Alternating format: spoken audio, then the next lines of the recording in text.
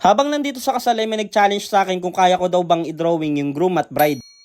Kakaibang challenge nga to kaya naman tinanggap ko yung hamon niya. Ano tanong mo sa akin kanina? Kaya mo ba i-drawing sila ngayon? Ngayon na. Ngayon na. Sige. Pagkatapos nga niyan, tinanong ko na agad sila kung pwede ko ba silang i-drawing. Pwede po ba kayo i-drawing? Pwede naman, syempre naman. Pwede? Pwede po kayo i-drawing, sir. Okay, drawing mo, pogi ako. Salamat. At dahil G naman sila, yan, umuwi pa talaga ako para kumuha ng gamit pan-drawing. Dali-dali ko na nga sinimulan yung pag-sketch dahil patapos na rin kasi yung event. Hindi naman problema sa akin yung pagdodrawing ng mabilis, kaso ang naging pagsubok ko talaga dito ay yung nalalasing na ako. Bukod sa syempre, madaming kaganapan kapag kasal, itong talagang alak na to nagpahirap sa akin. Sabi ko kasi tikim lang pero di ko namamalayan, napaparami na pala ako. Pero syempre, dahil nga challenge to, kasama na to sa pagsubok, kaya kailangan ko matapos to. Pero sa kabutihan palad, natapos ko naman kahit medyo hilo-hilo pa ako. Kaya naman nung natapos ko, binigay ko na agad sa kanila para